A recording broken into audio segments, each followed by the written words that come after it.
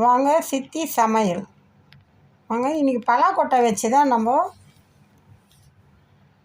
ஒரு டிஷ் செய்ய போகிறோம். அது என்னென்னா, இந்த பலாக்கொட்டை சீசனில் கிடைக்க சொல்ல நம்ம அவிச்சு சாப்பிடலாம். அவிச்சு சாப்பிடாத குழந்தைங்க கூட இதுமாரி பொரியலாவோ ஒரு கிரேவியாவோ செஞ்சு கொடுத்தா சாப்பிடுவாங்க. அது எப்படி செய்கிறதுனா இப்போ பார்க்க போகிறோம். இப்போ பலாக்கொட்டையை நல்லா அலசிட்டேன், நான் குக்கரில் போட்டுக்கிறேன். இப்போ கொஞ்சம் தண்ணி ஊற்றி உப்பு போட்டுக்கலாம், கொஞ்சமாக போட்டுக்கலாம் உப்பு. இப்போ இது ஒரு குக்கரில் வச்சு ஒரு 2 விசில் வச்சிடலாம். 2 விசில் வரட்டும், நம்ம ஆஃப் பண்ணிக்கலாம்.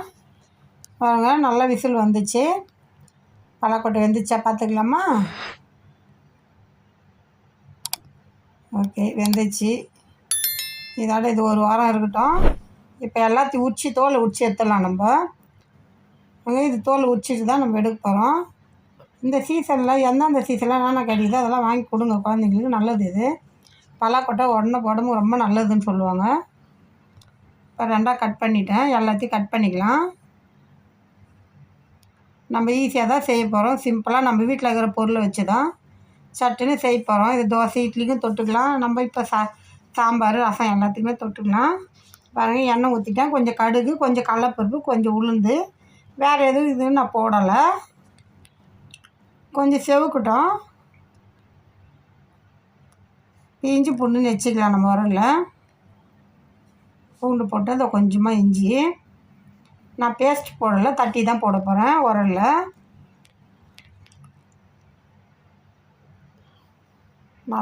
நல்லா பொடிசாக பண்ணிக்கலாம். இருங்க, கலந்து விட்டுடலாம்.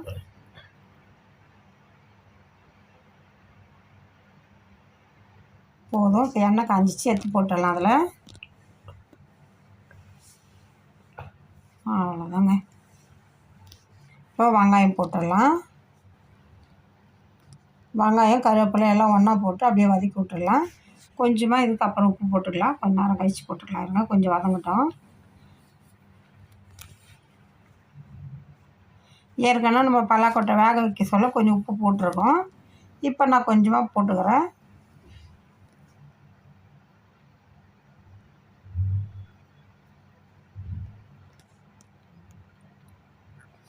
நல்லா வதங்கிச்சு. இப்போ நம்ம தக்காளி போட்டுக்கலாம். தக்காளி வெங்காயம் நான் 2 தக்காளி 2 வெங்காயம் தான் போட்டிருக்கேன்.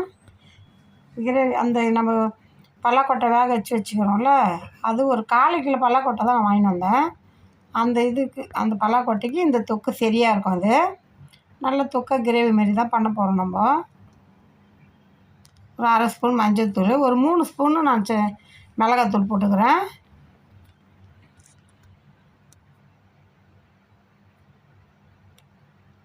கொஞ்சம் நல்லா கலந்துக்கிட்டு தண்ணி ஊற்றிடலாம். கொஞ்சமாக தண்ணி ஊற்றினா தான் அந்த காரம் அதுக்குள்ளே பிடிக்கும். நம்ம ஏற்கனவே வேக வச்சுட்டோம், இருந்தாலும் கொஞ்சமாக தண்ணி ஊற்றினா தான் அந்த காரம் அது பிடிச்சிக்கும். அப்போ தான் நம்ம அந்த பலாக்கொட்டை எடுத்து சாப்பிட சொல்ல காரம் நல்லா உப்புலாம் நமக்கு கரெக்டாக இருக்கும். அதுக்காக தான் இப்போ கொஞ்சமாக உப்பு போடுறேன். நான் உப்புலாம் கரெக்டாக பார்த்துட்டு போடுறேன். நான் இப்போ பார்த்துட்டு போட்டுக்கிறேன். நீங்களும் அதேமாரி பார்த்துட்டு போட்டுக்கோங்க. இப்போ மூடி வச்சிடலாம். ஒரு 2 நிமிஷம் நான் சிம்மில் தான் வைக்கிறேன். அவ்வளோதான். பாருங்கள், எண்ணெய்லாம் நல்லா மிதந்து வந்துருக்குது. இதே ஸ்டேஜில் நீங்களும் செஞ்சுக்கோங்க, அவ்வளோ நல்லாயிருக்கும். இது தோசை இட்லிக்கு எல்லாத்துக்குமே தொட்டுக்கலாம், அவ்வளோ நல்லாயிருக்கும். சப்பாத்திக்கு நல்லாயிருக்கும். இந்த பலாக்கொட்டை சீசன் கிடைக்க சொல்ல வாங்கி சாப்பிடுங்க, அவ்வளோ நல்லது. பலாக்கொட்டைலாம் உடம்புக்கு ரொம்ப நல்லது சொல்லுவாங்க. இப்போ எடுத்து பரிமாறி சாப்பிட்லாம். நான் ஸ்டவ் ஆஃப் பண்ணிடுறேன். அவ்வளோதாங்க, ரெடி ஆகிடுச்சு. பாருங்கள், இது எல்லாத்தையுமே சாப்பிட்லாம். ரசம் சிம்பிளாக ஒரு ரசம் வச்சுட்டா கூட இது தொட்டுக்குன்னு சாப்பிட்லாம், அவ்வளோ நல்லாயிருக்கும். இது சீசனில் தான் கிடைக்கும். நமக்கு எப்போவுமே இந்த பலாக்கொட்டை கிடைக்காது. அது கிடைக்க சொல்ல வாங்கி சாப்பிட்டுக்கோங்க.